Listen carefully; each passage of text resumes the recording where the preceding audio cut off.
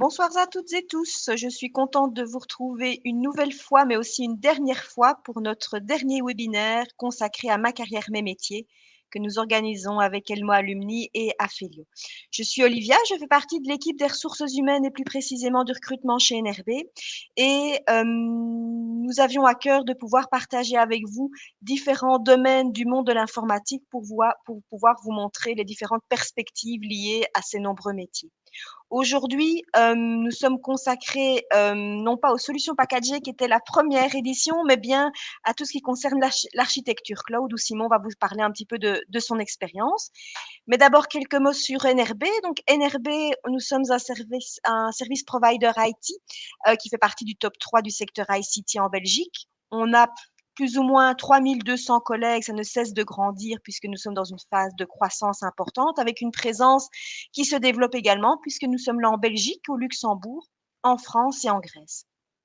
Notre portfolio est très large puisque nous proposons des solutions end-to-end dans 4 grands domaines de services, à savoir tout ce qui est le développement au travers de l'agilité et l'innovation, tout ce qui est l'infrastructure et notamment l'hybrid connectivity, que ce soit des activités on-premise ou cloud, dont notamment Simon va vous parler aujourd'hui, tout ce qui concerne le domaine de la sécurité et aussi de l'expérience que nos collègues vont mettre à disposition chez le client. Sans plus attendre, je passe la main à Julie d'Afelio qui va vous expliquer en quelques mots ce qu'ils font. Bonsoir à tous et bienvenue. Donc voilà, moi c'est Judith chez Afelio. Donc Afelio, pour ceux qui ne le connaissent pas, donc c'est une filiale du groupe NRB. Donc on existe depuis 2013, donc on est une société assez jeune. Nous sommes quand même 150 collègues actuellement, donc ce qui est déjà pas mal. Et comme centre d'expertise, donc nous avons tout ce qui est stratégie, UX design et tout ce qui est application web et mobile. Donc nous avons réalisé donc ces webinaires avec Elmo Alumni aussi. Donc pour ceux qui ne connaissent pas le principe des alumni, donc que ce soit Elmo ou d'autres écoles, donc c'est vraiment un large réseau qui regroupe donc des anciens élèves d'une même école et qui permet donc du coup d'avoir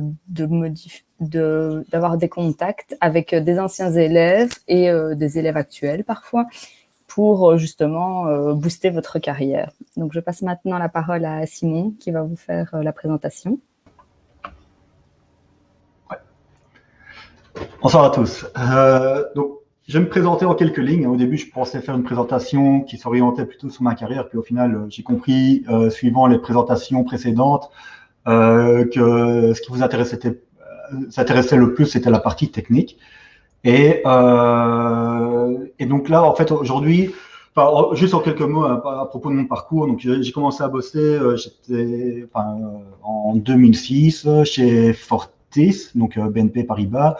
Puis j'ai fait 8 ans chez Electrabel NG, et puis ça fait 4 ans maintenant que j'ai rejoint l'équipe NRB. Et donc, il y a 4 ans, je suis arrivé chez NRB en tant que team lead de l'équipe réseau et je me suis très bien amusé. J'ai construit on a transformé plein de choses, etc. Et au bout de 2 ans, les gros projets étaient terminés. Et donc, j'ai proposé à mon management de reprendre une équipe qui était plutôt orientée public cloud afin de répondre à des besoins sur lesquels on n'avait pas encore vraiment de solution à cette époque-là. Et ce qui a été accepté. Donc là, maintenant, mon job aujourd'hui, c'est vraiment focus sur la partie public cloud, donc les différents Azure, AWS, IBM Cloud et ce genre de choses. Et alors surtout sur la partie microservices avec la partie container, Kubernetes ou OpenShift. Donc, j'aimerais bien commencer le webinaire par comme on dit en anglais, quick show of hands. Donc, c'est juste lever la main. Normalement, quand dans un auditoire, on lève la main pour dire oui, oui, c'est positif. Donc ici, simplement, mettez dans le chat, dans les commentaires, et je peux monitorer le chat ici, simplement avec un petit plus pour dire oui et un petit moins pour dire non. Donc, la première question, c'est qui a déjà travaillé sur un public cloud ou démarré une VM, par exemple, sur un AWS, Azure, Google Cloud, IBM Cloud, Oracle Cloud. Et donc là, simplement mettez un petit commentaire dans le chat et comme ça, je peux monitorer. Pas tous en même temps, sinon je vais me sentir vraiment mal à l'aise ou alors vraiment tout seul. Ah, il y en a. Ok, donc voilà, c'est juste pour savoir un peu qui est dans l'audience, etc. Merci beaucoup. Suivant, qui a déjà construit un conteneur, donc avec la commande, par exemple, Docker build, etc. Donc, puis Docker run et ce genre de choses, qui a déjà travaillé avec ça. Donc, à nouveau, un petit plus ou un petit moins.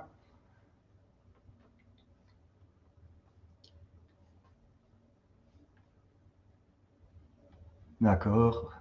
C'est bien, justement. Et alors, aujourd'hui, ce que j'ai prévu, donc je ne vais pas vous assommer avec une tonne de slides, je vais essayer de faire ça assez light en termes de slides et vous faire plutôt une démo. Ah, BBR, c'est bien. Ben, écoute, je vais faire une petite intro quand même sur la partie conteneur, comment builder un Docker, et après essayer de l'envoyer sur un cluster Kubernetes éventuellement. Donc on va voir si on a le temps de dérouler tout ça, mais enfin voilà, ok. Donc d'abord, et je sais que Benjamin vous en a déjà parlé la semaine passée, mais what's an API? Donc qu'est-ce qu'un API? En fait, un API, c'est simplement une application Programming Interface, hein, c'est l'acronyme. Et en fait, c'est un software qui va permettre de faire interagir plusieurs applications ou, par exemple, une application GS, enfin une app mobile qui va interroger par API un backend et ce genre de choses.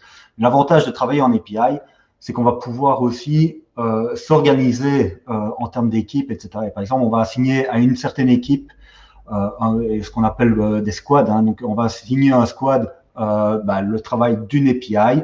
Et après, le fait de travailler en API, ça va permettre après de pouvoir s'interconnecter avec les autres squads qui auront travaillé et développé leur API. Donc, mais la question, c'est vrai que c'est important. Maintenant, il y a tout le monde qui travaille avec ça, mais pourquoi? Et je pense que une des raisons, et évidemment, il y a la raison de microservices, de structurer le travail, etc.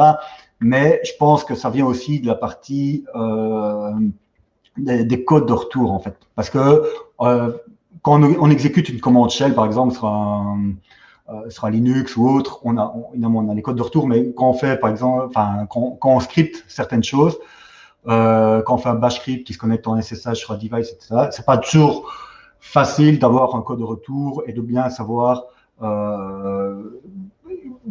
qu'est-ce qui s'est passé côté serveur exactement. Est-ce que la commande s'est bien exécutée? Si oui, pourquoi? Sinon, pourquoi pas? Etc. Et donc, je pense que ça vient aussi des codes de retour HTTP qui vont nous faciliter la vie. Donc, par exemple, le code 200, ça, j'imagine que vous l'avez déjà vu, c'est le code OK. Le code 201, c'est quand on va exécuter, on va dire, OK, je veux créer une nouvelle ressource, par exemple dans une application web. J'envoie un call API, je veux créer une nouvelle ressource et le code de retour, c'est un code 201 qui dit « Ok, j'ai bien créé, la ressource a été créée ». Le code 204, je ne vais pas vous le montrer maintenant, vous pouvez mettre dans le chat en commentaire ce que vous pensez ce que c'est le code 204. Et je pense qu'il est intéressant parce que dans certains cas, c'est très bien de l'utiliser. Donc, je vais le passer. Le code 400, ça c'est connu, hein, c'est le bad request. Donc, on arrive sur le serveur, mais en fait, le serveur n'a pas de page à présenter, donc il envoie juste un code 400 classique. Le code 403, c'est pas de permission, donc ça, on arrive bien jusqu'au serveur, mais on y arrive. Le serveur dit, t'es arrivé jusqu'ici, mais en fait, au final, je n'ai rien à te présenter, donc t'as pas les droits, quoi. Et alors, le code 418, ça aussi, c'est un. Mettez le code 204 dans le chat, si vous avez le temps, juste pour me dire ce que c'est. Et alors, le code 418, là, et ça, c'est fun, en fait, ça existe vraiment, hein, c'est dans la RFC des codes HTTP, mais en fait, c'est le teapot. Donc, ça, c'est quand le client reçoit comme réponse le fait que le serveur refuse de broyer du café parce qu'en fait, c'est une théière. Donc ça, et c'est dans la RFC, c'est écrit comme ça, donc je pensais que ça méritait le fait d'être souligné. Et 204, c'est pas grave maintenant, on va y aller ensemble. 204, c'est no content. Donc en fait, c'est quand on va dire au web server, on va lui envoyer une méthode delete.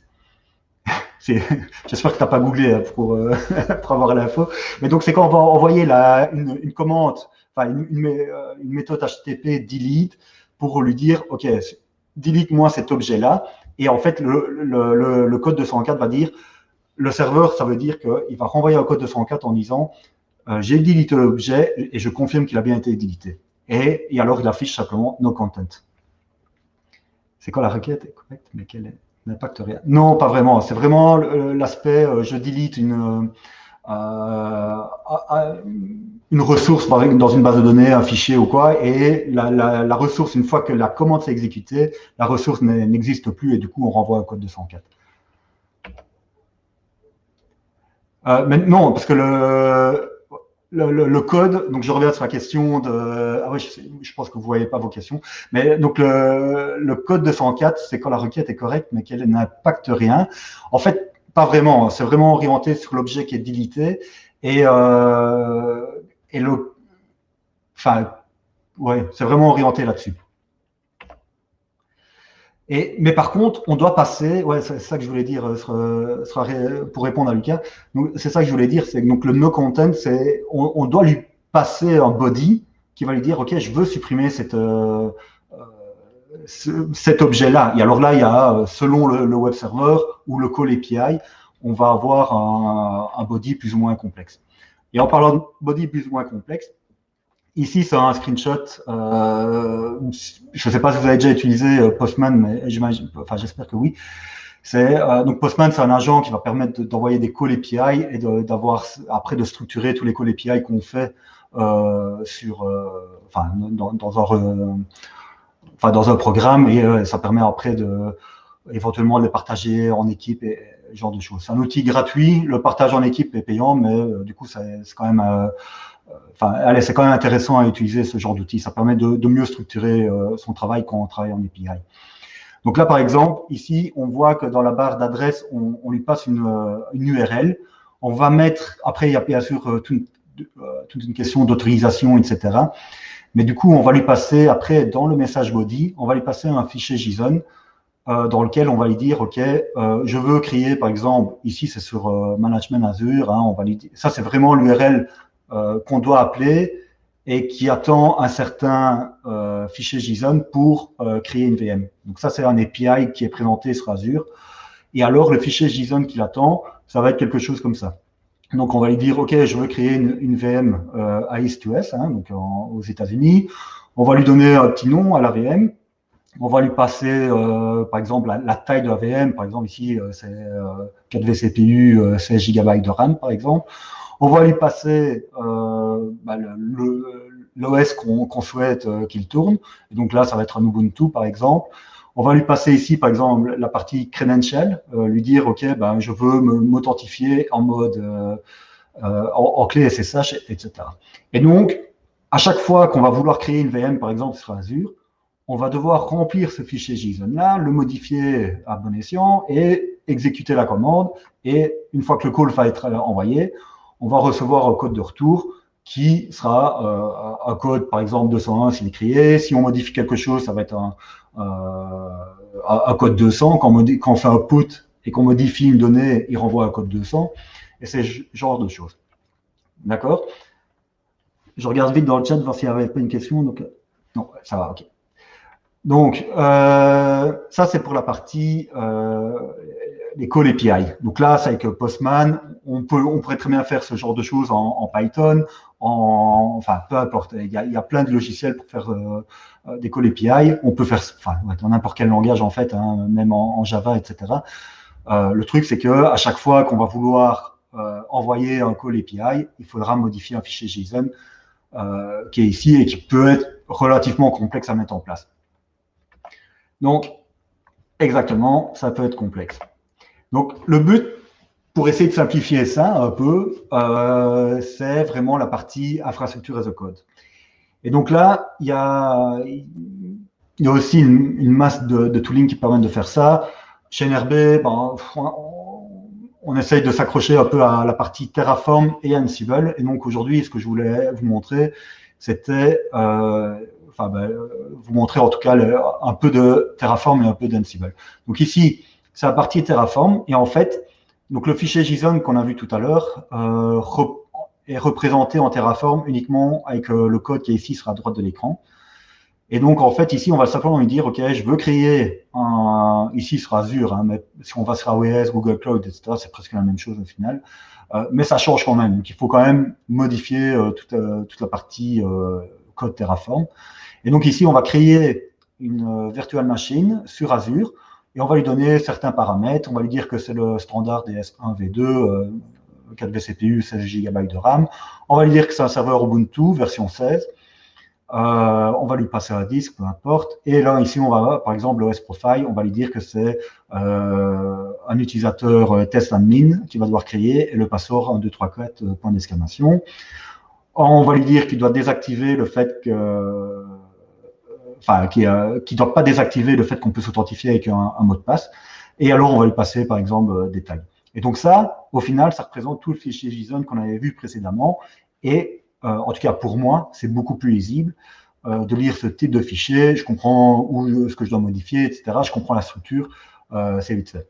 Et ici, la partie à gauche, c'est une VM, quand on tourne dans Azure, bah, il faut certains, enfin, du code, enfin pas du code, mais il faut des services de base.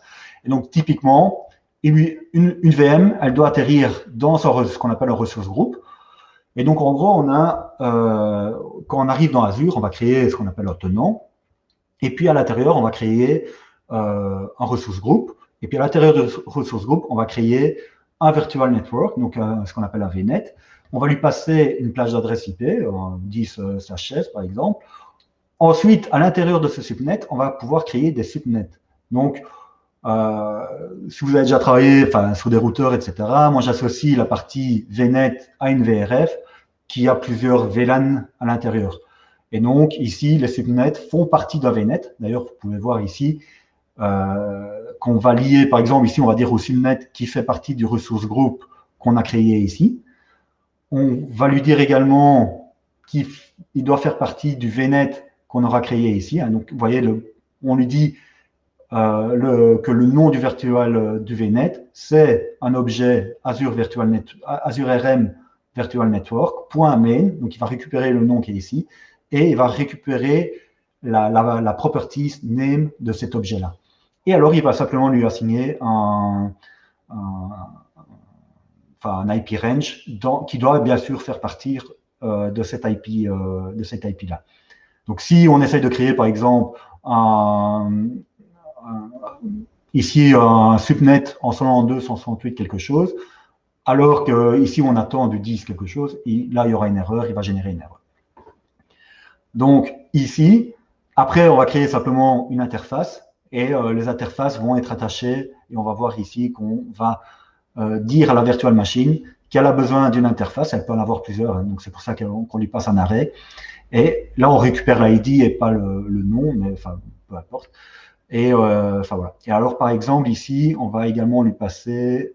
Et alors, l'interface, elle, fait partie d'un VNet. Donc, automatiquement, il sait que d'un subnet, pardon. Donc, automatiquement, il sait que cet objet-là, et c'est ici qu'on va le configurer dans la partie Network Interface, il sait que cet objet-là fait partie de ce subnet-là. Et alors, automatiquement, quand la VM va démarrer avec cette interface-là, elle va recevoir une IP dans cet IP range-là. Donc, ça, c'est la partie Terraform. La partie Ansible, et là c'est vraiment pour vous montrer, c'est vous faire une comparaison rapidement. Après dans la démo, j'essaierai de faire, je créerai une VM en Terraform et je créerai je déploierai des packages, etc. sur le serveur qu'on aura créé alors avec du Ansible. Donc là, on va dire qu'on va faire ce qu'on appelle le first day, donc la création des VM, la création des objets, etc. en Terraform et pour la démo, hein, et on fera du Ansible pour le second day operation, donc le patching et ce genre de choses. Donc ici, c'est la partie Ansible. Et ce code-là fait exactement la même chose que ce qu'on a parlé avant. Donc, il va créer un ressource group, il va créer un VNet, donc avec le même netmask, et il va ajouter un subnet qui fait partie également du VNet, etc. Ensuite, on va créer une network interface, donc exactement la même chose qu'on a vu tout à l'heure. Ici, en plus, je assigne directement une IP publique. Et ici, alors, on va créer la VM. Donc ici, on peut voir que Si on compare un peu, on a le code Ansible qui fait 46 lignes, et ici on a le code Terraform qui fait 66. Si on le fait en JSON, à mon avis, on est dans les 200, entre 200 et 300 lignes. L'avantage de travailler en infrastructure as a code, c'est qu'on va pouvoir réutiliser ce code-là, plus facilement l'éditer, etc. Et alors, le format que vous voyez ici, c'est plus du JSON, c'est du YAML. Et moi, travaillant beaucoup sur la partie Kubernetes et enfin, OpenShift, etc. et autres, enfin, c'est vraiment ce type de langage maintenant que je préfère quand on travaille sur ce genre d'objet. C'est vraiment très lisible, c'est vite fait de modifier quelque chose, etc. Donc ça, moi, c'est ma préférence pour cet aspect-là. Mais alors, le principe après, c'est de passer. Donc, on a la partie infrastructure as a code. Et alors maintenant ici, le but, c'est d'avoir la partie GitOps. Et donc, le GitOps, c'est quoi? C'est qu'on va le code qu'on a créé, par exemple ici en Terraform, on va le pousser sur un Git. Et le Git va être, c'est ce qui va contenir c'est l'information qui est dans le Git qui va être déployée sur Azure, Google Cloud ou AWS, peu importe. Donc, ce qu'on souhaite. Et donc, l'avantage de travailler en mode GitOps, et je vais vous faire une démo là-dessus. Hein. Donc, ne vous inquiétez pas, c'est peut-être encore un peu flou cet aspect-là, mais et donc les gros avantages en fait, c'est que on va être capable de pouvoir reproduire et par exemple, si on veut créer une VM ou 100 VM, au final, ça va être fort la même chose. On va simplement appeler, par exemple, 100 fois le script avec des noms différents pour les VM et ce genre de choses. On va pouvoir prédire, parce qu'on l'aura testé au moins une fois, et du coup, on va savoir que la deuxième VM, la troisième et la 200e VM va pouvoir s'exécuter et être créée correctement. On va pouvoir auditer ces infos-là.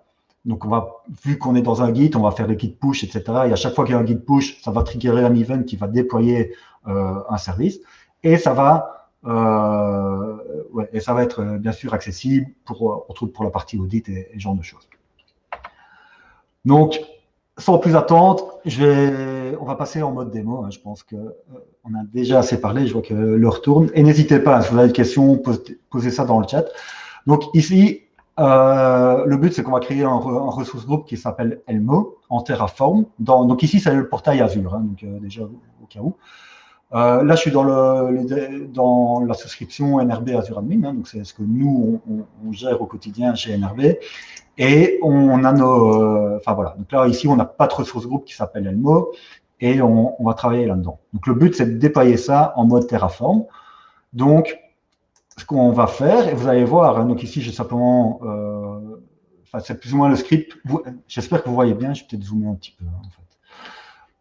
C'est peut-être plus clair maintenant. Donc ici, en fait, c'est exactement ce que vous avez vu tout à l'heure dans les screenshots que j'ai fait. Donc, on va créer un ressource group, mais j'ai rajouté des tags, hein, simplement, voilà, ça permet d'être assez intéressant de travailler comme ça. Et alors, ici, par exemple, les variables viennent d'un fichier qui sont ici en variable. Et par exemple, ici, on va lui dire que c'est un environnement de démo. Par exemple, évidemment, quand c'est de la prod, on change et ce genre de choses. Ici, ça, c'est le ressource groupe qu'on va créer. Donc, le filtre que j'ai fait tout à l'heure dans Azure, c'était ça. Et ici, il y a le mot quelque chose. Et on va déployer en West Europe. Ici, on va créer un virtual network. Hein. Donc là, je passe un range un peu plus petit que dans le screenshot. Je vais créer un réseau qui est dispo ici en 16/24, en 16, que je vais appeler internal. Je vais créer un deuxième subnet qu'on va en point 1, qu'on appelle external. Et on va créer un network security group. Donc, on va s'assurer que pour le subnet external, on va automatiquement autoriser le 80 et le 443, par exemple, et le SSH, parce qu'il faudra bien sûr administrer cette VM-là. En sortie, donc toutes ces règles-là, c'est de l'inbound.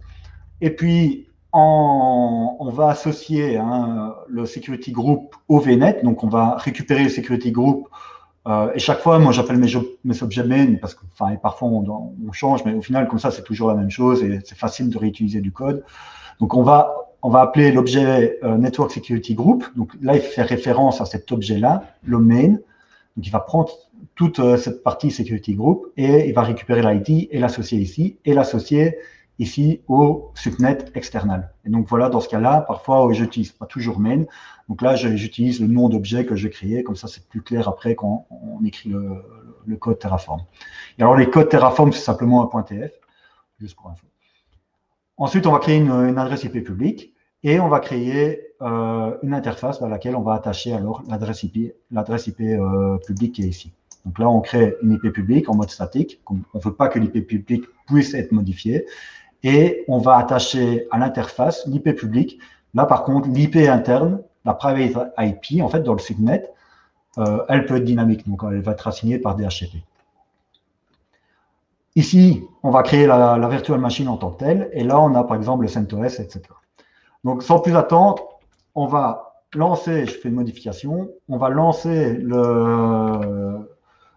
le code. Et comment on fait pour lancer le code? On a, ah ouais, j'ai pas encore expliqué ça évidemment, on a ici ce qu'on appelle un workflow dans GitHub. Et donc, on va utiliser GitHub Action. Et donc, dans GitHub Action, et ça, c'est ce qu'on on parle souvent maintenant de CI/CD. Donc ici, on va ce qu'on va appeler plutôt ACD. Donc, on va continuer deployment. Donc, on va pousser une info dans un Git et on va déployer les ressources qu'on voit ici sur Azure. Et donc ici, c'est simplement un script un job Terraform qui va aller récupérer le code ici du repo. Il va vérifier que le format est bon. Il va faire un plan et il va faire un apply de la configuration. Donc le plan, il fait une sorte de dry run, hein, donc il simule le fait qu'il va exécuter les scripts. Et ici, c'est le apply, donc là, il va faire les changements en tant que tel. Donc le Terraform, j'ai vérifié qu'il n'y a pas de problème de format, donc là, c'est confirmé. Et donc là, je vais faire ouais, c'est git. On va faire un git commit. Ouais, du coup, c'est la même chose, mais create vm in rgmo-demo, par exemple. Et on fait un git push. Et du coup, ça part ici vers GitHub. Donc ici, j'ai un repository hein, sur lequel je travaille. Hein. Donc on voit ici les objets, VM, etc.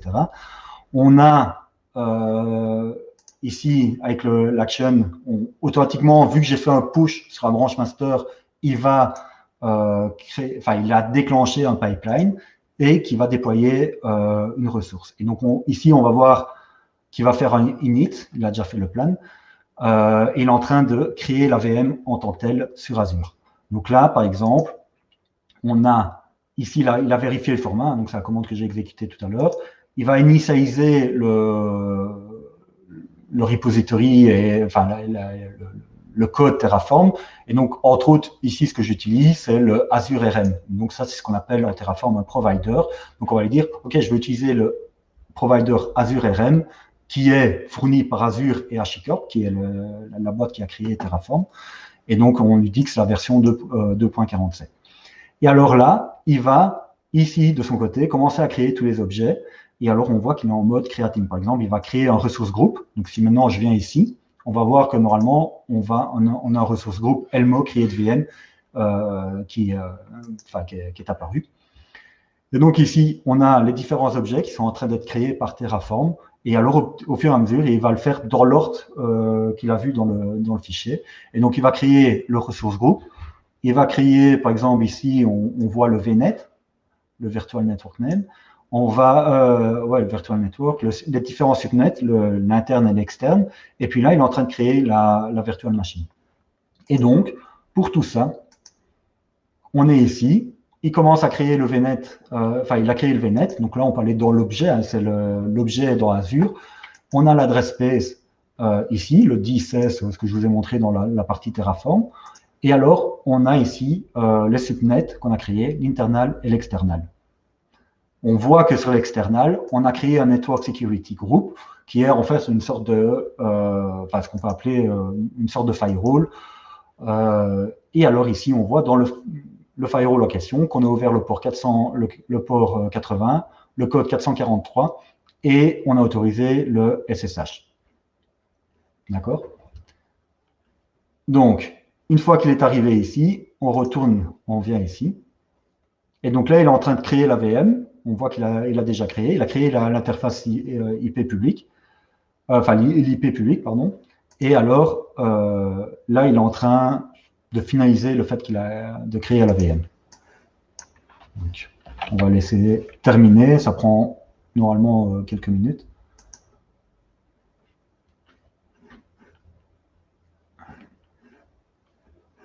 Voilà. Donc là, il a terminé. Et alors, ce que je ne vous ai pas encore expliqué, c'est que dans le code Terraform, ici, j'ai mis un outputs.tf. Et alors là, je dis, bah, sors-moi tous les paramètres de la machine virtuelle.name et sors-moi les paramètres de la public IP, parce que ça m'intéresse de savoir quel est l'IP public qu'on va utiliser. Et alors, par exemple, ici, on voit qu'il a créé la VM, et en tout et pour tout, pour créer la VM sur Azure, on voit qu'il a fait ça ici, par exemple, en un peu moins de 2 minutes pour créer la VM en entier. Donc là, on voit qu'on a l'IP public qui va nous intéresser plus tard pour se connecter en SSH dessus, et etc., etc. Ça va. Donc ça, c'est tous les paramètres que constitue. Donc ça, c'est entre autres les paramètres qu'on peut passer dans un fichier JSON. Ici, on voit la clé publique qui a été mise sur le serveur, dans les authorized keys. Donc, j'ai créé un utilisateur qui s'appelle Azure User, blablabla, et on va mettre automatiquement la clé SSH là-dedans. Et donc, après, moi, vu que j'ai la clé privée sur mon poste, je vais pouvoir me connecter à cette VM-là sans problème. Et donc, là maintenant, la VM est créée. Je dois récupérer l'adresse ici IP public, mais je crois que j'ai déjà fait un copier. Et alors, je vais devoir, dans AWS, parce que la zone qu'on utilise pour manager cette ressource-là est sur AWS. Donc, je suis en train d'ouvrir AWS en parallèle. Ça prend aussi un certain temps. Et c'est pas normal que ça prenne autant de temps. Voilà, un petit refresh et c'est parti. Donc, on va travailler ici dans la partie NRB digital. On va travailler sur la partie NRB démo Elmo, par exemple. Enfin, pas par exemple, mais c'est celle-là qu'on va éditer. On va éditer l'IP public. J'ai mis un TTL assez court, donc pour être sûr qu'on n'ait pas de problème avec ça. Et donc là, on a modifié l'enregistrement DNS pour démo Elmo NRBdigital.be. Donc, cette VM-là, maintenant, elle est créée. Et ce qu'on va vouloir faire, en mode aussi infrastructure as a code, c'est déployer un script Ansible qui va les configurer et faire plusieurs settings au niveau de la VM en tant que telle. Et donc là, par exemple, ici dans le script Ansible, je vois que le temps il commence à dérouler, donc je ne vais pas pouvoir passer dans toutes les tâches, mais dans tous les exemples. Mais par exemple, ici, on va installer, enfin, on va installer différents,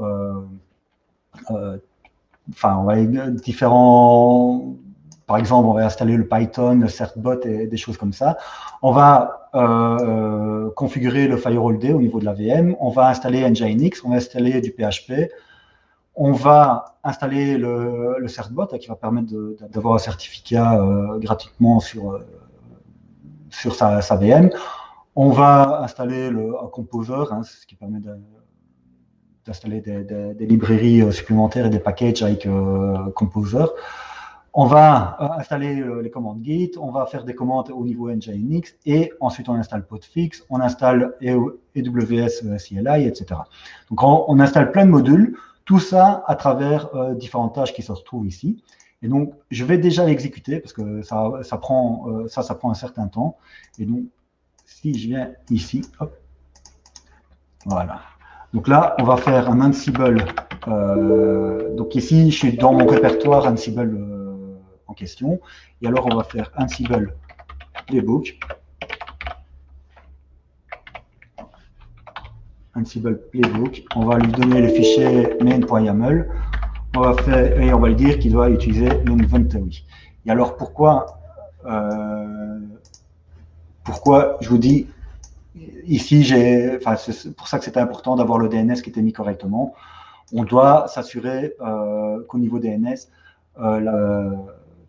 c'est pour ça que j'avais besoin d'enregistrer la nouvelle IP publique au niveau d'AWS qui host la zone. D'ailleurs, ça me fait penser que quand je fais SSH, qui gêne, je dois retirer de mon no-host parce que j'avais créé une VM, bien sûr, avant de faire cette dame aussi. Donc ça, c'est fait. Et donc là, je vais pouvoir maintenant lancer mon script Ansible. Et je vais d'abord vérifier que je me connecte en SSH. Comme ça. Ici, je passe la clé privée que j'ai créée pour la démo ici. Je dis que c'est avec Azure User quelque chose et c'est démo, Elmo, etc. Donc, je vais vérifier que j'arrive bien à me connecter sur la VM en question. Blablabla. Actif. Donc là, je suis connecté sur la VM. Et par exemple, ici, PHP, il n'y a rien qui est installé. Nginx, il n'y a rien qui est installé. Et donc, le but, c'est d'utiliser Ansible pour déployer et d'installer tous les logiciels qu'on souhaite. Donc là, on lance le playbook avec cette commande-ci.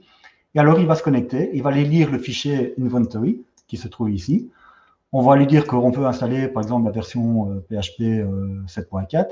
Et il va se connecter sur le serveur et exécuter toutes les commandes que je viens de vous montrer. Bien sûr, dans les commandes, très bonne question. Attends. Et alors, j'ai une question dans le chat de Ayoub. Et alors, très bonne question. Donc, ici, dans Certbot, je suis très content que tu la poses d'ailleurs. Donc, ici, justement, on va faire un drill down au niveau de cette tâche. On n'a pas le temps de parcourir tout, ça prendrait beaucoup trop de temps. Mais donc, par exemple, ici, dans le Certbot, ce qu'on va faire, on va lui dire, OK, fais-moi un Certbot certainly, blablabla, non interactif. Donc, ça, c'est les commandes qu'on utilise. On lui passe des variables pour créer par exemple, avec l'adresse email qu'on va mettre dans le certificat. On va lui dire qu'il doit accepter les terms of service. Il doit faire un review by default, entre autres, déjà ici. Et alors, il doit utiliser le root directory, blablabla, quelque chose. Et le domaine qu'on va lui passer ici. Et le domaine qu'on va lui passer ici. D'accord? Donc, une fois qu'il a fait ça, il va exécuter ces commandes-là. Et alors, pour le renouvellement, Ayoub, c'est ici qu'on répond. Et donc, on va ajouter ici, dans une tâche cron, au niveau du Ansible. Donc, ça, c'est une des commandes autorisées par Ansible. Donc, à la limite, si on est... Ça ne nous intéresse pas de savoir si on est sur du Ubuntu, Nginx, pas Nginx, mais CentOS ou autre. En fait, c'est Ansible qui sait sur quel type de device, et le cron, en fait, c'est toujours la même chose. Donc là, ici, simplement, on va lui dire, tu fais un check une fois par semaine, special time, c'est ici, weekly, et alors il va aller vérifier et il va faire le certbot renew. Donc c'est comme ça qu'on va s'assurer que tous les 3 mois, on gère le renouvellement du certificat. Et donc là, on voit ici dans le script Ansible qu'il a installé, il est en train de faire le apt cache update, blablabla. Il ajoute les repos, par exemple, pour le PHP en question. Il va créer une clé RSA qu'on utilise plus tard dans le script. On va utiliser ici, c'est aussi pour la partie Let's Encrypt, donc la partie Certbot également. On va activer on va installer le Firewall Day. Et alors, on voit, par exemple, ici, quand on exécute un script Ansible, qu'il y a des trucs en vert, des lignes en vert, il y a des lignes en orange. Et les lignes en orange, c'est des modifications qu'il doit apporter au serveur. Et quand on fait, quand c'est en vert, ça veut dire qu'il a vérifié, par exemple, que Firewall Day était installé sur le serveur et il a estimé qu'il ne devait rien faire, donc il s'est arrêté là. Et donc là, il exécute tout le script en question. Et alors ici, on a le upgrade all package. Et alors ça, c'est une commande, évidemment, il va faire un upgrade de la CentOS, donc ça prend un certain temps. Et alors, par exemple, si maintenant, je vais aller sur démo, évidemment, on n'aura rien. Là, je ne suis pas sûr qu'il est déjà arrivé à... Oui, il n'a pas encore redémarré le service, donc le site ici, démo, elmo, nrbdigital.be, n'est pas accessible. Il est ni en HTTP ni en HTTPS, donc je peux essayer d'aller en HTTPS ou en HTTP. ah ben voilà, le site il vient de passer up, donc ça veut dire qu'il a il a déjà fait une première partie qui était la partie Nginx, mais on voit qu'il n'est pas encore sécurisé. Donc, il est en mode HTTP. Et donc, ça va venir après, plus tard, quand il aura terminé le upgrade package. Il va terminer, enfin, il va exécuter les différentes commandes de certbot, etc., etc. Donc, on doit attendre. Si j'avais su, j'aurais pu la retirer, cette page-là, en fait. Je pensais. Mais c'est pas grave. Et alors, sinon, moi, j'ai gardé ça sur un autre écran. Et alors, on va pouvoir regarder ici, Certbot. Donc, ici, on a la partie, donc, on a la partie Certbot. Et par exemple, ici, on peut parcourir peut-être le fichier Nginx qui va nous intéresser. Donc, mais vous savez quoi, c'est un avis qui vous intéresserait peut-être plus. Le temps qui se termine, je vais essayer de vous présenter en quelques minutes la partie Docker qui va être intéressante. Et donc là, je vais prendre cette partie ici. Donc ici, dans la partie website, c'est un bête site HTML, peu importe, qui n'est pas très important, mais qui est en fait exactement celui-ci. Ce que je vous ai montré tout à l'heure qui était celui-là. C'est exactement les mêmes fichiers HTML. Et alors, on va maintenant builder un Docker, le temps que le script Ansible tourne. Et donc ici, ce qu'on va faire, par exemple, on va lui dire, donc, comment créer un Docker d'abord. Ce qui est important, c'est on crée les fichiers, l'application qu'on souhaite. Et puis après, on doit créer un fichier Dockerfile avec un D majuscule, hein, c'est important, parce que c'est automatiquement ce fichier-là qui va parcourir. Et alors, on va lui dire from, c'est l'image de base qu'il va devoir utiliser, et il va copier l'arborescence website dans /app. D'ailleurs, ici, je vois que j'ai une typo, donc c'est cela. Et après, on va simplement lui dire que le working dir est /app. Et à partir de là, vu que j'utilise la solution Bitnami, qui est une société qui est fort active au niveau open source et qui a été rachetée par VMware, et en fait qui fournit des packages sécurisés et qui ne tournent pas en route. Donc, ce qui est assez important quand on va déployer sur du Kubernetes ou OpenShift. Donc, ça veut dire que notre serveur Nginx ne va pas tourner en tant que root. Et donc, ça veut dire aussi qu'il ne peut pas écouter, par exemple, ce port 80. Il va devoir écouter, par défaut, il écoute sur un port 80-80.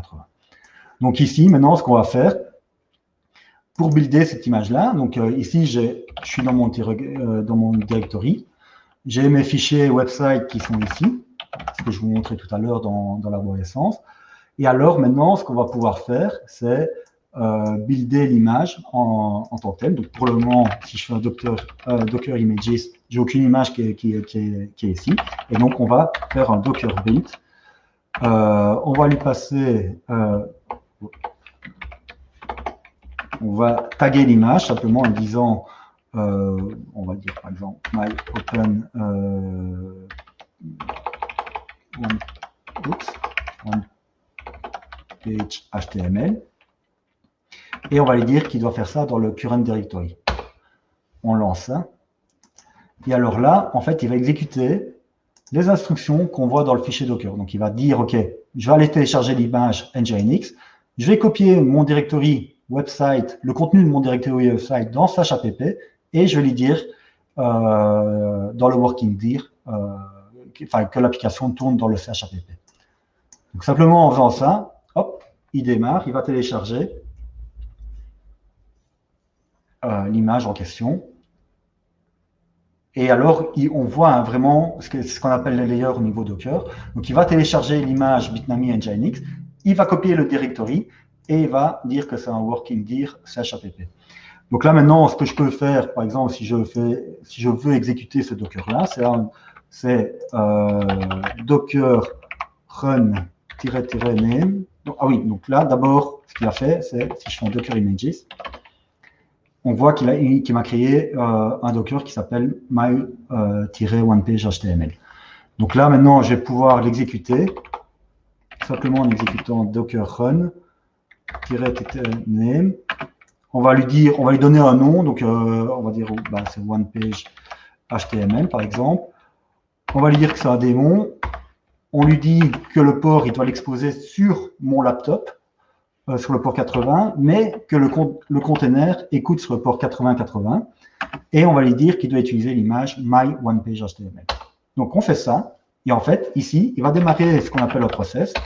Donc, on fait Docker PS pour avoir la liste. Et donc là, on voit que le site web en question va écouter sur mon desktop. Et donc, si je viens ici en 001, j'ai le service web qui tourne, qui est sur mon Docker. D'accord? Donc, j'espère que je ne vous perds pas trop.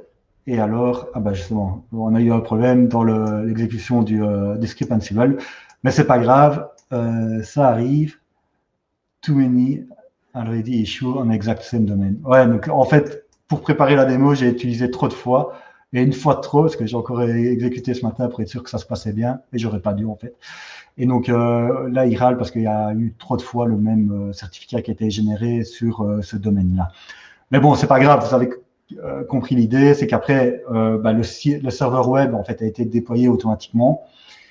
On a créé une VM avec on a créé une VM avec Terraform et on a configuré la VM ici avec Ansible. Et donc là, par exemple, si je me connecte en SSH, il y a cette barre qui m'ennuie. Si je me connecte en SSH maintenant sur le serveur, donc là, on a Nginx la chaîne. Donc, voilà, okay. Voilà. Donc là, on voit qu'il a installé la version 1.14 de Nginx. PHP, je ne sais pas s'il avait eu le temps. Ouais, si, il a bien exécuté. Donc là, il a bien exécuté la commande, les différentes commandes, etc. Donc il a exécuté une partie, c'est juste la partie certificat qu'il n'a pas pu faire, mais c'est pas grave. Hein, c'est juste que. Et par exemple, si je viens sur la VM ici, il a créé authentiquement l'arborescence qui va bien dans var w. Ici, on a une arborescence avec demo, elmo, nrb digital. Et alors, si je vais là-dedans, /public, hop, on va retrouver exactement les mêmes fichiers que je vous ai montré tout à l'heure. Donc, c'est ces fichiers-là qui sont exposés ici. Ça va? Donc, je ne sais pas, peut-être, on va refaire un quick show of hands. Donc, simplement me dire si vous êtes intéressé de voir comment on déploie la partie Docker, donc cette partie ici, sur Azure, et enfin sur un cluster Kubernetes qui tourne dans Azure. Donc là, j'ai déjà un cluster qui tourne, mais alors je pense qu'au niveau du temps, on est un peu juste, donc je ne sais pas. Enfin, si vous êtes OK, moi je continue. Si vous n'êtes pas OK, on s'arrête là et c'est très bien aussi comme ça. Donc, un petit plus pour dire oui, un petit moins pour dire non. Et au niveau private chat, je regarde.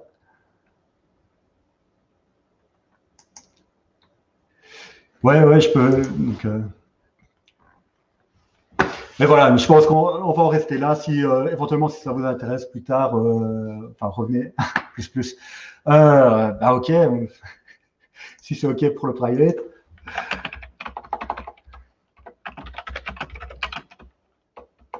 OK, let's go. Cool. Merci pour votre intérêt déjà. Donc, là maintenant, ce que je vais vous montrer, c'est j'ai un ressource groupe ici, dans lequel j'ai déjà un cluster Kubernetes, hein, donc on va plus devoir attendre un certain temps. J'ai un container registry qui a été créé. Et donc ça, c'est le cluster Kubernetes que j'ai créé avec Terraform. Donc à la limite, je peux vite vous le montrer ici avec Terraform. C'est Azure, Terraform Azure, je pense que c'est celui-là.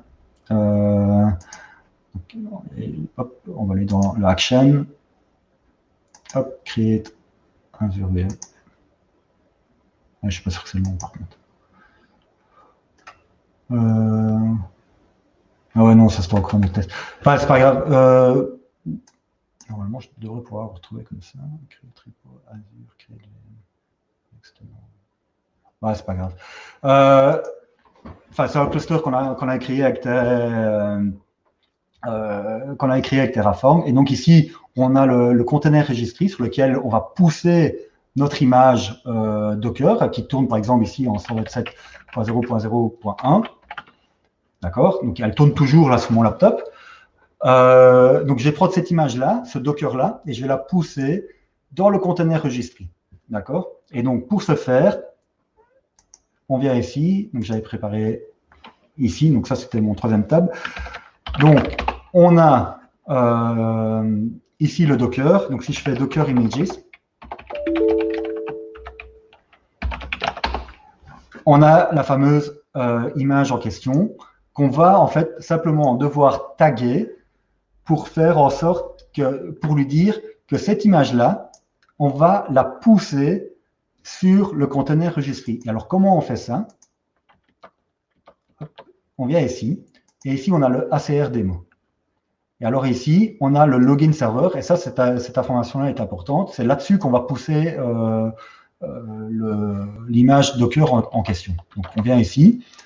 On va simplement taguer cette image-là, en fait. On va lui dire, OK, tu fais un Docker tag de man my one page HTML. One page HTML. Il faudrait que je prenne des noms plus courts, en fait, pour les démos. Et hop, on va lui dire qu'il doit taguer cette image-là vers MLTZ, blablabla. Ça, c'est le nom que j'ai donné à mon container registry. Hein, donc, ça c'est Azure CR, donc c'est Azure Container Registry. Et par exemple, Google Container Registry, c'est jcr.io. Donc, c'est peut-être des choses que vous avez déjà rencontrées. Et donc là, on a Elmo et on va lui donner my one page HTML. J'espère qu'il n'y a pas d'autres étudiants d'autres écoles. Et alors là, en fait, il ne fait rien hein, en question, il fait juste un tag. Donc, c'est comme si il faisait une copie de l'image, on va dire. Et donc là, maintenant, il a créé une image, my one page HTML, et il a tagué cette image-là avec la version latest, etc. Et donc, c'est cette image-là, maintenant, on va devoir faire un push. Pour pouvoir faire un push, on doit se connecter. Et donc là, on va faire un AZ login. Donc, AZ, c'est le Azure CLI, hein, qui est assez simple à installer. Et donc, pour ça, on doit ouvrir une page HTML. Hop. Voilà, il faut que je trouve mon browser. Tac, tac. Donc, on l'a ici. On va dessus. Il nous demande le code qui est là. Hop. Copier. Il va me demander de m'authentifier. Donc, je m'authentifie avec mes credentials. Et là, automatiquement, normalement, il va me retourner en fait mon token pour s'enregistrer. Donc là, j'ai mon token, j'ai accès à toutes les différentes souscriptions sur lesquelles j'ai accès normalement. Et alors, on va pouvoir pousser. On va peut-être. Je dois changer la souscription. Donc là, la souscription en question, c'est celle-ci. Okay. Sinon, je suis dans la mauvaise. C'est un peu ce qu'on peut appeler un tenant, mais enfin, peu importe, ça, c'est pas très important. Donc, je reviens là-dessus. On a Docker Images. Et là, maintenant, ce qu'on va lui dire, c'est pousse-moi. Oh, non. Donc là, je suis authentifié au niveau Azure. Et donc là, maintenant, on va faire un Azure ACR, donc Azure Container Registry Login, -name, et on va lui demander d'aller s'authentifier sur le nom de l'Azure Registry. Donc, c'est le nom qu'on a ici. C'est le login serveur, en fait. Donc, on va AZACR, et j'ai mis login avec un G. Hop, il va s'authentifier. Et donc, une fois qu'il m'a retourné le prompt, donc, je vais pouvoir faire un Docker push de cette image-là vers le one page HTML. Et bien sûr, avec la version tag. Et donc là, automatiquement, il sait qu'il va se connecter là-bas. Vu que je suis authentifié, je vais être autorisé et il va pousser l'image ici. Et donc là, par exemple, il est en train de le pousser. Et je vais vite aller ici, dans les repositories. On voit qu'il y a one page HTML, mais ça, c'est une autre démo que j'avais préparée qui tourne encore, donc je la laisse tourner. Et on a une deuxième image qui devrait arriver une fois qu'il a terminé le push. Donc l'image, on a vu, elle fait 89 mégas. Et en fait, il est en train de la pousser maintenant vers vers l'ACR, qui est l'Azure Container Registry. Et enfin voilà, ça prend un certain temps. Donc c'est une image 89 mégas, mais par contre ça inclut tout. Donc c'est pour ça que c'est beaucoup plus intéressant de travailler avec des Docker. C'est parce que ça va être beaucoup plus petit. Donc en termes de démarrage, par exemple sur un cluster community, ça va être très rapide également, etc. Donc là, ici, on a vu qu'il a poussé cette image-là sur le Azure Container Registry. Et on voit que l'image est apparue ici. Donc, maintenant, ce qui nous intéresse, bien sûr, c'est de déployer ça sur un cluster Kubernetes. Donc, le cluster Kubernetes, il est ici. Donc là, pour le moment, on peut voir les namespaces qu'on a ici. Et, enfin voilà, il n'y a pas grand-chose. Il y a juste le démo NRB que j'ai déjà créé. Maintenant, le but, c'est qu'on va créer un démo-elmo pour la démo de ce soir. Donc là, maintenant, on va faire un AZ AKS get credential. Et j'ai pas credentials. On va lui passer le ressource group dans lequel on est. Donc c'est ce que je vous dis, que je vous disais tout à l'heure. Donc ici, c'est simplement AKS-démo. On va lui donner le nom sur lequel on veut s'authentifier. Donc le nom du cluster Kubernetes qui se trouve ici. Ben, en fait, il est là en grand, juste trop grand pour que je le vois. Et donc là, j'ai encore fait une typo.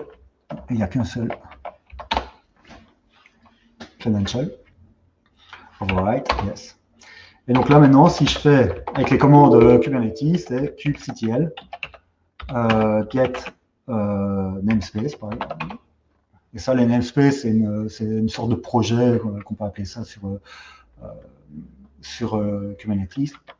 Et donc ici, en fait, on a la partie namespace qui correspond bien à mon système. Donc là, il y a le default qui est pas l'objet créé par default dans Kubernetes, enfin le projet défaut créé par défaut dans Kubernetes. Ça, c'est un que j'ai créé et les autres servent à Kubernetes en tant que tel pour tourner. Donc maintenant, ce qu'on peut faire, c'est déployer notre image qu'on a poussée sur Azure Container Registry sur le cluster Kubernetes. Et donc là, je reviens tout à l'heure ici. J'avais prévu, donc ici, de le faire en plusieurs étapes, mais on va faire le all-in-one, c'est mieux. Mais donc en gros, on peut créer la ressource en faisant kubectl, create, etc. Ici, on va créer un namespace, donc qui s'appelle démo-elmo. On va créer un fichier de déploiement avec un port, un Docker qui écoute sur le port 8080, qui utilise l'image qu'on a mis tout à l'heure, sur laquelle on a poussé. C'est exactement celle qu'on va retrouver ici, par exemple, dans Docker Images. Ici, donc c'est exactement celle-là. Et alors, on a le service qui est en fait de type load balancer. Donc ça veut dire quoi? Ça veut dire qu'il va utiliser l'infrastructure Azure et qui va créer une public IP côté Azure, etc. pour ce service-là, et qui doit load balancer, écouter sur le port 80 et load balancer vers le Docker qui écoute, lui, sur le port 8080, c'est le port Nginx. C'est exactement ce qu'on a fait tout à l'heure avec le Docker Run. Et il va sélectionner la one page HTML, c'est l'application qu'on a créée ici, qui s'appelle de cette façon-là. Donc, maintenant, en all-in-one, c'est juste que c'est un fichier YAML qui reprend les trois étapes. Et en fait, comment on fait pour séparer les différents steps? C'est les trois tirets qui sont ici. Donc là, on va faire docker, kubectl create-f,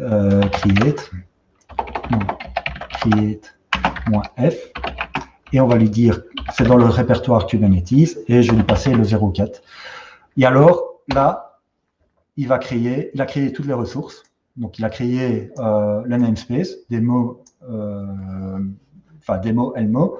Il a créé, j'ai appelé démo elmo all-in-one. Et alors ici, il a créé les différentes, le fichier de déploiement, il est exécuté, et il a créé le service. Donc, si maintenant je vais dans kubectl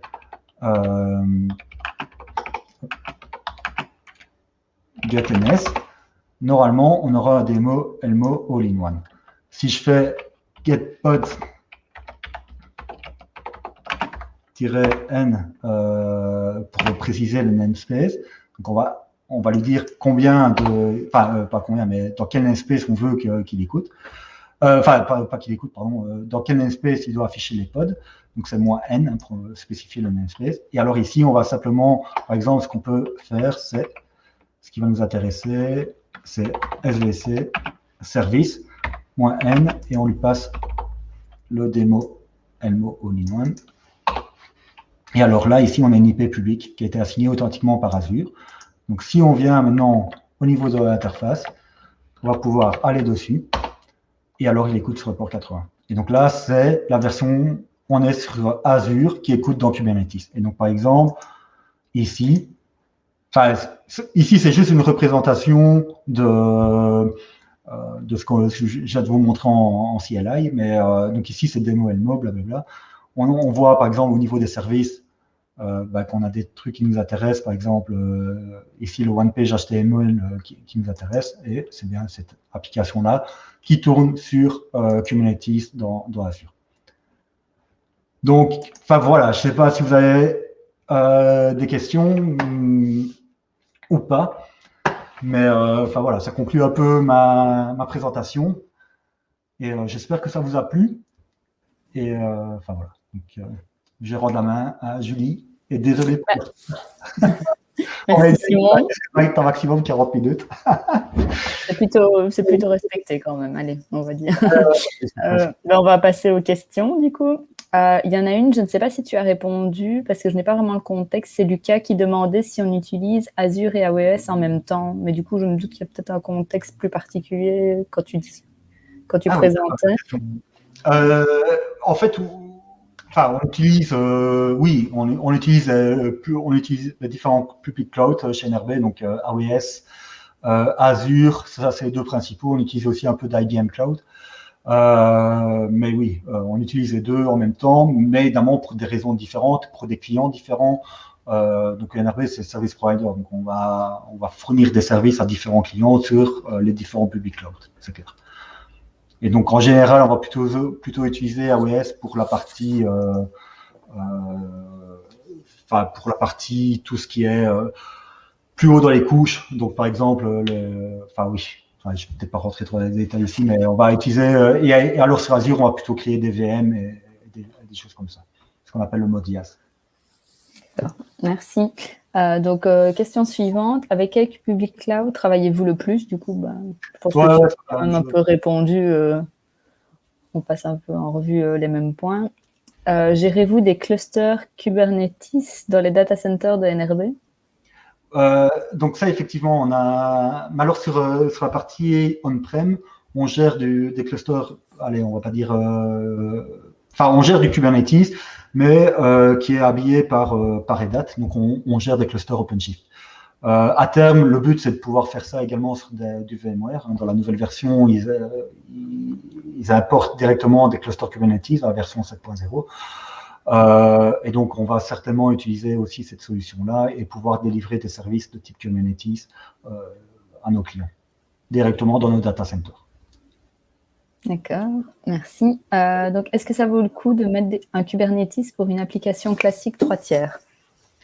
Donc, clairement, oui, parce qu'on va pouvoir avoir, par exemple, donc les 3 tiers two-tier application, on va avoir un front-end avec un back-end et une database, par exemple. Et en fait, on va pouvoir scaler, donc, ce que je vous ai montré tout à l'heure. Ah ouais, je présente plus mon écran, mais c'est pas grave. Donc, on va pouvoir scaler le nombre de microservices par exemple, pour la partie front-end, on va pouvoir avoir 10 microservices. Pour la partie back-end, on va en avoir 4. Et la database, en général, on va plutôt utiliser un service proposé par un public cloud. Donc, par exemple, sur AWS, on va utiliser du Aurora ou du SQL Server pour Azure ou autre. Mais alors, on va, les databases, on va plutôt, on va les mettre, on va pas les utiliser directement dans les containers. Mais ça pourrait très bien fonctionner également dans des Docker. D'accord. Je vois que Ayoub a reposé une question, donc il demande si au début de ta carrière, quel était ton poste et comment est-ce que cela a évolué vers le cloud? Donc, donc en gros, j'étais Network Security Engineer quand j'ai commencé chez Fortis. Et alors, au fur et à mesure du temps, je me suis vraiment spécialisé là-dedans, dans la partie sécurité, etc. Et je l'ai dit tout à l'heure, mais quand je suis arrivé il y a 4 ans chez NRB, j'étais team lead de l'équipe réseau, donc je gérais une équipe de 20 personnes au total. Et puis alors après, j'avais besoin d'un nouveau challenge, un peu plus technologique, etc. Et du coup, c'est pour ça que je suis allé vers le cloud. Et c'est aussi parce que j'ai compris, enfin, façon de parler, mais pour moi, c'était complètement évident que la partie public cloud allait prendre une partie beaucoup plus importante. Et également la partie Kubernetes et microservices. Donc c'est pour ça que je me suis réorienté à ce niveau-là et que j'ai proposé ça chez NRB et qui a été tout à fait accepté, quoi. D'accord, super. Voilà, je pense qu'il n'y a plus de questions. N'hésitez pas. À 7h06, c'est parfait. Oui, n'hésitez pas si jamais il y a une question de dernière minute. Mais sinon, voilà, merci Simon, merci Olivia et merci à Elmo de nous avoir accueillis même à distance pour ce webinaire. Donc n'oubliez pas que aussi bien Aphelio que NRB, on recrute en continu. Donc, on recherche toujours de nouveaux collègues pour rejoindre nos équipes. Donc, vous pouvez retrouver les liens des différentes offres d'emploi. Et Aphelio NRB sera aussi présent au Job Day Elmo qui arrive fin avril. Donc, n'hésitez pas à vous connecter à distance à cet event et à nous retrouver.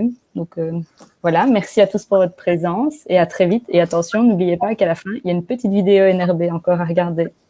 Bonne soirée. Merci. Bonne soirée à tous. Au revoir. Au revoir.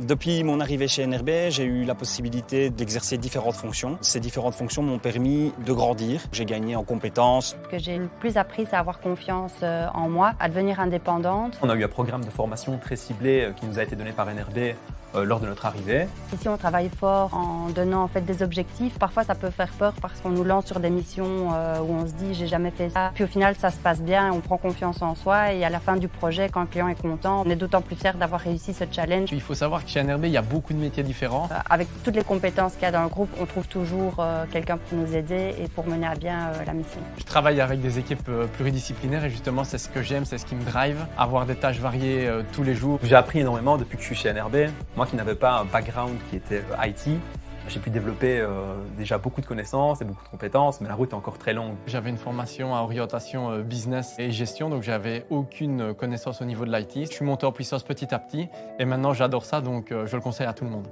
J'ai rencontré beaucoup de personnes, j'ai eu des responsables qui, chacun à leur manière, ont contribué à faire de moi le service delivery manager que je suis aujourd'hui. Les personnes sont assez à l'écoute, que ce soit en termes de projet ou même de poste dans le groupe, il y a une bonne mobilité. Je sais qu'au moment où ça viendra, on m'écoutera. Simplement d'avoir la possibilité et la chance d'effectuer un métier qui me plaît, de me lever le matin avec le sourire. Ça fait maintenant 16 ans que je le fais et j'espère pouvoir continuer à le faire jusqu'au bout de ma carrière.